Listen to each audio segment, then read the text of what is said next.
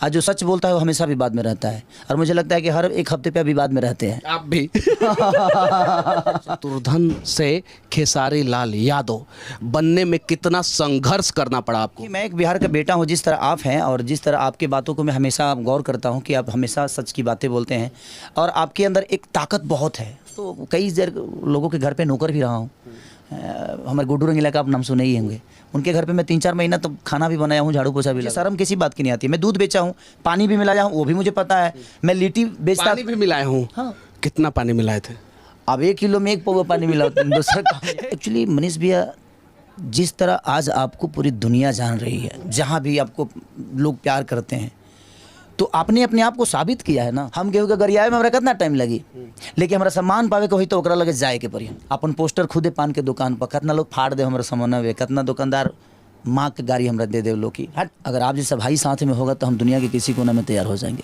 Reason सच्चे लोग मिलना चाहिए भैया। जी यह कहब कि अगर अश्लील कोनो चीज़ बा तो ओकरा पर विचार और बात कल बंद कर दिलो, उ काल्हे से सब कुछ बंद हो जाई। अपने आप लोग सभ्य की तरफ भागल शुरू। अच्छा मनीष भैया तो रोज ट्रेंडिंगे में रहे ट्रेंडिंग स्टार हुआ है। नहीं, आप हमेशा आपका हमनी के मनोरंजन करावेली से तो लोग उतना ना सुन पाए भाई, जितना आप बोल देते हैं तो लोग सुन लेते हैं। वो सच्चाई है। तो वेद गलत हो जाता है अगर गलत साबित करने वाले लोग बैठ जाएं तो, क्योंकि आपका विचारधारा गलत उसको करना है, उसको साबित कर देना है कि वो गलत है, तो वो गलत हो जाएगा।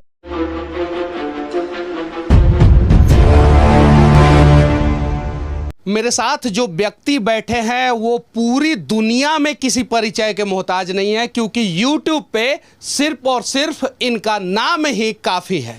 कहा जाता है कि ये हिट मशीन है। बदलता हुआ बिहार, बदलता हुआ भोजपुरी समाज और भोजपुरी फिल्म के ऊपर आज हम इनसे सवाल करेंगे, और सिर्फ पॉजिटिव सवाल करेंगे, नो निगेटिव। क्योंकि ये चाहें तो कुछ ऐसा बात बोल देंगे जिसमें मेरा इंसल्ट हो सकता है, और मैं चाहूं तो इनके ऊपर कुछ बात बोल सकता हूं जिसमें इनका इंसल्ट हो सकता है।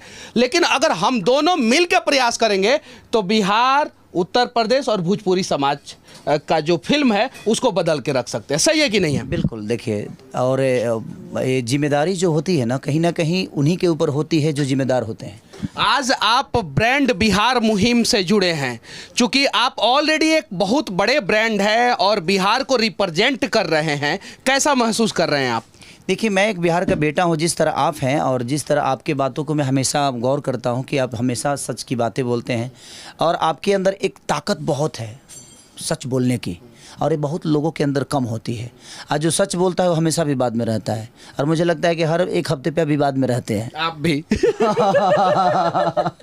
तो धरती पे जो भी सच बोलेगा वो विवाद होगा, क्योंकि देखिए सच बोलने वाला आदमी ईमानदार होता है, वो गलत चीज़ों को बर्दाश्त नहीं कर सकता और वो ईमानदारी से अपनी ज़िंदगी को चलाना चाहता है। एक और छोटा सा सवाल मैं आपसे पूछना चाहता हूँ। शत्रुघ्न से खेसारी लाल यादव बनने में कितना संघर्ष करना पड़ा आपको? देखिए, शत्रुघ्न से खेसारी बनने में मुझे संघर्ष, उसको मैं संघर्ष नहीं करता। वो मुझे लगता है कि मेरा रास्ता था और मैं करते गया और मैं दौड़ते गया और मेरी मंजिल करीब आती गई। तो मेरा एक फाइल था जिस फाइल को हर टेबल पे पहुंचाना था मुझे, और एक न एक दिन वो फाइल बिना गॉडफादर, कोई गॉडफादर नहीं था भोजपुरी इंडस्ट्री में। संघर्ष किया आपने। आपके बारे में बहुत सारी नकारात्मक खबरें भी चलती है, सकारात्मक खबरें भी चलती है, और यूट्यूब पर रिकॉर्ड बना दिया। उस रिकॉर्ड बनाने के दौरान किन किन कठिनाइयों का सामना करना पड़ा? मनीष भाई, देखिए, कोई भी अगर चीज़ें कठिनाई आती है ना तो मुझे लगता है कि वो हमारे लिए कहीं ना कहीं एक संदेश दे के जाती है और हमें संभलने का मौका देती है वो। तो मैं कठिनाइयों को कभी कठिनाई इसलिए नहीं समझा, इसीलिए मैं आज तक कमज़ोर आप ही की तरह ताकतवर हूँ खुद से। और मेरे अंदर ताकत एक जनता की है, जिस तरह आप भी जनता के आज एक ऐसे इंसान हैं कि जनता की ही बातें करते हैं। हमारा अस्तित्व आज है तो हमारी जनता है, उसके अलावा हमारे पास कुछ नहीं है। और कठिनाइयाँ जो भी हुई, मैं तो कई देर लोगों के घर पे नौकर भी रहा हूँ। हमारे गुड्डू रंगीला का आप नाम सुने ही होंगे।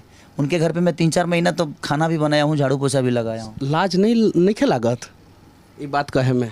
शर्म मैंने ये तो मैं किया हूँ मैं। और ये होता है महानता एक्चुअल में। सही बात है, हमने जो किया है उसे हमें एक्सेप्ट करने में क्या दिक्कत है? और ज़रा सोचिए, जो व्यक्ति गुड्डू रंगीला के घर पे 3 महीना काम किए हैं और उसके बाद आज भोजपुरी इंडस्ट्री के मतलब कि सुपरस्टार बन गए, इस बात पे भी कुछ लोग विवाद कर सकते हैं, इसके लिए तैयार है क्या आप? सुपरस्टार खेसारी लाल यादव। मनीष भैया मेहनत किया हो ना, मैं अब इतना रिस्पेक्ट कैसे देते हैं लोगों को? मनीष भैया, छोटा हूँ मैं आपसे। नहीं, फिर आप छोटे तो नहीं है, देखिए छोटे नहीं है, आप बड़े हैं। आज आपका औहदा भी बड़ा हो, समाज के एक आप ऐसे आईना हैं जिस आईना को फिट करने के लिए आज आप अगर आईना बने हैं तो पूरी दुनिया को भी दिखा दें और आप खुद को भी देखते हैं। तो ऐसी आईना है आप एक समाज के, हम भी एक आईना की तरह ही हैं कि हम समाज को अलग विचारधारा में लेके जा सकते हैं, अपने भाषा को लेके जा सकते हैं। तो मुझे शर्म किसी बात की नहीं आती है। मैं दूध बेचा हूँ, पानी भी मिलाया हूँ, वो भी मुझे पता है। मैं लिट्टी बेचता, पानी भी मिलाया हूँ। हाँ। कितना पानी मिलाए थे? अब 1 किलो में 1 पौवा पानी मिला होता है, दूसरा काम 1 किलो में 1 पौवा पानी मिला होता रहनी। अच्छा बच जब हमारे 2.5 रुपया में हमारे पार्ले जी बिस्कुट मिल जाओ तो ओकरा के आदमी खा के अपन जीवन चलावत रहे। ऐसे जब बड़ा गरीबी बहुत ज़्यादा रहे। और हम लिट्टी चोखा भी बेचे हैं, तो जो पलदार हमनी के यहाँ ओखला में एगो संजय कॉलोनी बा, तो जी पलदार लो रहा है जो जे बोरा ढोवे वाला लोग, तो वो लोग खाओ तो प्लेट में खाओ तो प्लेटो धो के हम लोग को खियोले बने। ऐसा नहीं कि हमारा शर्म बा कोनो बात के, लेकिन आज हम कुछ भी बानी तो कहीं ना कहीं लोगन के प्यार बा ना, तो मेहनत करे खातिर तो मुझे हमारा लगा। अच्छा, इतना गाना रहुआ 1 महीना में काहे रिलीज कर देवे नहीं, और सारा गाना आपका लगभग हिट होता है, इसका राज क्या है? कुछ बताइए ताकि दूसरे कलाकार भी इसके बारे में जाने। नहीं, राज ये है भैया कि छोट कंपनी के हम बहुत लेके चली ले। एगो गाना रिलीज होला तो कहीं ना कहीं ओकर औकात बहुत बड़ा ड्यूटी सीरीज तो है ना, वो तो 5-10 लाख में खेले वाला आदमी बा, तो कम से कम ओकर एगो रोजगार हो जाला। आ ओकर एगो गाना हिट हो जाला तो कम से कम 1 से 1.5 करोड़ रुपये 2 करोड़ रुपया कमा लेला, और रातों रात वो चीज़ ओकर जिंदगी बदल जाला। आ ओकरा से कई लोग जुड़ जाला तो कई लोग के घर चले लगेला। और जितना गाना रिलीज करे के कारण हम छोट कंपनी बा कि छोट कंपनी के हम हमेशा गाना देहल चाहिए। ऐसे जो छोट कंपनी जब आगे आई तो हर आदमी के पास रोजगार रही। अगर हम 1 महीना में 20 गो गाना रिलीज करी ले तो हम 20 गो कंपनी के दिले, तब 20 आदमी के हम रोजगार दे देनी, तो कम से कम वो 20 आदमी के तो रोजगार दिए दी। कंप्यूटर लगाई, स्टूडियो में जाई, तो कोशिश रहेला कि ज़्यादा से ज़्यादा आदमी काम करी तो ज़्यादा से ज़्यादा लोग उससे जुड़ी और ज़्यादा से ज़्यादा लोग को रोजगार प्राप्त हुई। कहल जाता कि भोजपुरी में बहुत सारा लोग खेसारी बने के प्रयास करेला और खेसारी ना बन पावेला, एक एमे कितना सच्चाई बा? एक्चुअली मनीष भैया, जिस तरह आज आपको पूरी दुनिया जान रही है, जहाँ भी आपको लोग प्यार करते हैं, तो आपने अपने आप को साबित किया है ना। अब मुँह से देखिए, केहू के मुँह से बोल दे होला काम के लिए बहुत फ़र्क होला। हम केहू के गरियावे में हमरा कितना टाइम लगी, लेकिन हमारा सम्मान पावे के होई तो ओकरा लगे जाए के पड़ी हमके। तो सम्मान और सम्मान में दोनों में बहुत अंतर होला। तो पैसा से सम्मान खरीदा सकला, सम्मान तो ना खरीदाई, सम्मान तो कमाई के पड़ेला। और हम जीवन में सम्मान यही से करी ले कि शायद हम जब स्ट्रगल पीरियड में रहनी तो हमारे केहू सम्मान ना करी। हम जौना कैसेट विक्रेता के लगे जाई अपन कैसेट लेके, पैदल ओकरा पैसों ना रहे तो 4 किलोमीटर 7 किलोमीटर हम 50 किलोमीटर साइकिल चला के गई बनी। अपन पोस्टर खुदे पान के दुकान पर कितना लोग फाड़ दे हमारे समनवे, कितना दुकानदार माँ के गाड़ी हमरा दे दे लोग की हट गावे। और सच में हमारा गावे लूर ना आवत है, अभियो ना आवेला, अभियो तो सीखते आदमी। हम दूसरा विधा के गायक रहे, रामायण महाभारत के गावे वाला आदमी, और अचानक से लोग गीत गावे लगनी, गाते गाते।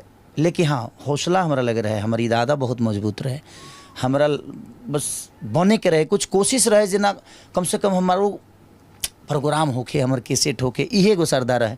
हीरो बने के हम ना सोचले रहनी कि हमको वो हीरो बन जाए, लेकिन अब लोगन के प्यार मिलल तो आदमी आइल, तो वो विधा के हम देखले बनी। मोतिहारी ऐसा जगह पर हम पान के खोखा पर रात भर ठंडा में सुतल बनी, खाली पोस्टर चिपकावे खातिर। हम कितना लोग के गोड़ दबले बनी, कितना लोग के मने कैसेट दुकान पर जाके, भैया बैठ जोते जी हम आओ तनी तो 2 घंटा बाद ते जाइए, तो हम कैसेट बेचले बनी, काउंटर संभालले बनी, चिपकौले बनी, पान के दुकान, ठेला, स्टेशन, बस अड्डा, टेम्पू, नाच में जाके हम गाना गौले बनी, खाली अपन कैसेट बजवावे खातिर। अच्छा, यहाँ एगो फिल्म के शूटिंग राउट चल रहा बटे, संघर्ष 2 शायद से फिल्म के नाम है।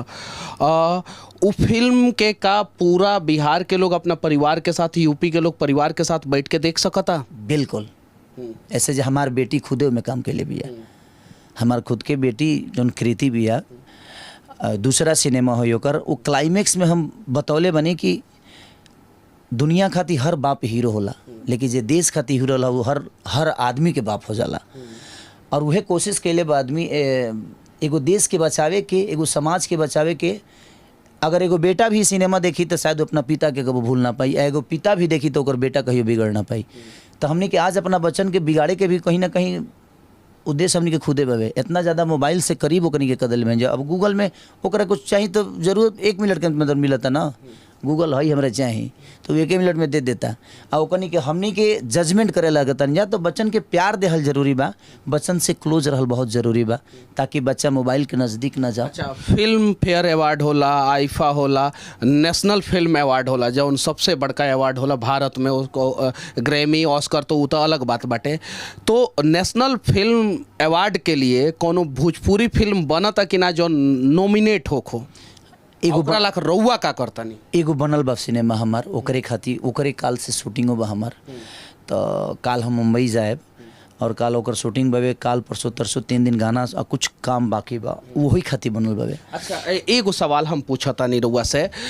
लोग अक्सर आरोप लगावेला अश्लील और सभ्य गाना, तो ई रउआ ऊपर ना बहुत सारे लोग के ऊपर लागेला, रउआ ऊपर लागेला, बहुत सारे कलाकारों के भी ऊपर लागेला कि ई गाना अश्लील बाटे, हई लोग अश्लील गावता, हई लोग अच्छा गावता। तो एकरा के केंगे रउआ डिफाइन करे के चाहतनी और एकरा के केंगे रउआ देखेनी? बस हमरा कहे के मतलब कि जितना लोग अश्लील अगर गावता ओकरा के बातें कल बंद कर देहल जाओ। अगर एगो चोर के रुआ केहू के केहू गोली मार देहल ओकर वो नाम ना लेब तो डकैत ना होई, ओकरा से डेराइल रुआ बंद कर देब तो डकैत ना होई। जब डेराए लगे तो ओकर मन बढ़ जाई, मन बढ़ जाई तो आवेला समय में बहुत बड़ा बदमाश बन जाई।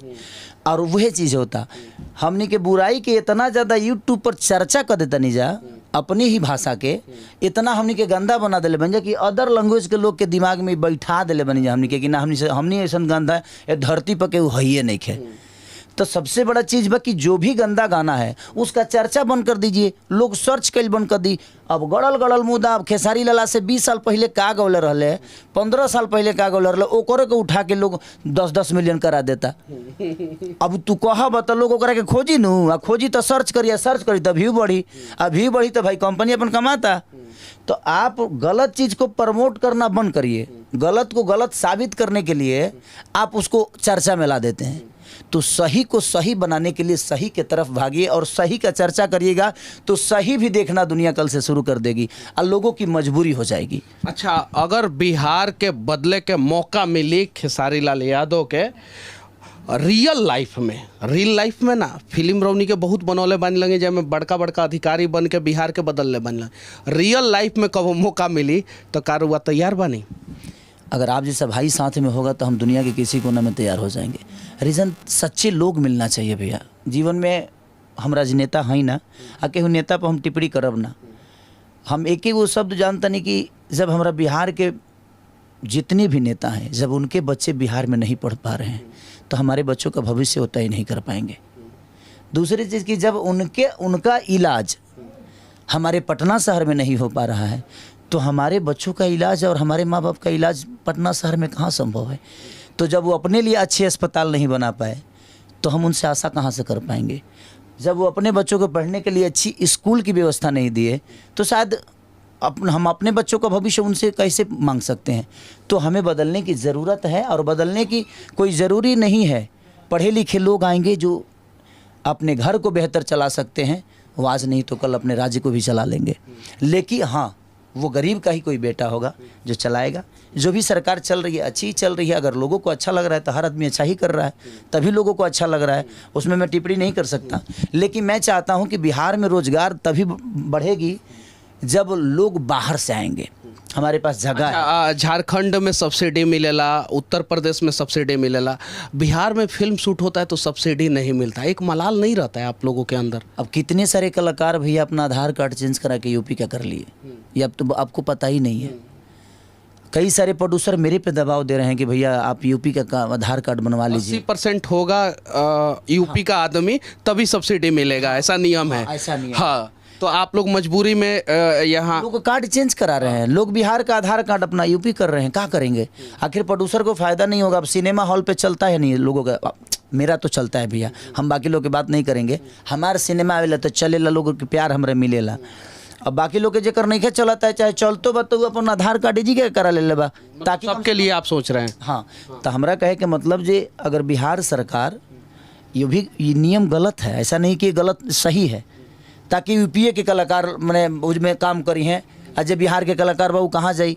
अब बिहार सरकार को भी इस बात पे सोचना चाहिए कि भाई जब हर राज्य के लोग अपने कलाकार के लिए सोच रहे हैं तो हम बिहार के हैं, आज हम यूपी में क्यों शूट कर रहे हैं भैया। आप ही बताइए कि अगर हम कम से कम 300 यूनिट 70 गो रूम बुक बा, खाली होटल के बिल नहीं हुई तो 20 लाख रुपया आई, ट्रेवल के खर्चा नहीं हुई तो 10 से 12 लाख रुपया आई, खाना के खर्चा नहीं हुई तो 15 लाख रुपया आई, बाकी सब सिस्टम के खर्चा नहीं तो सब मिला के हम कम से कम 2 करोड़ यूपी सरकार के दे के जाता नहीं ना।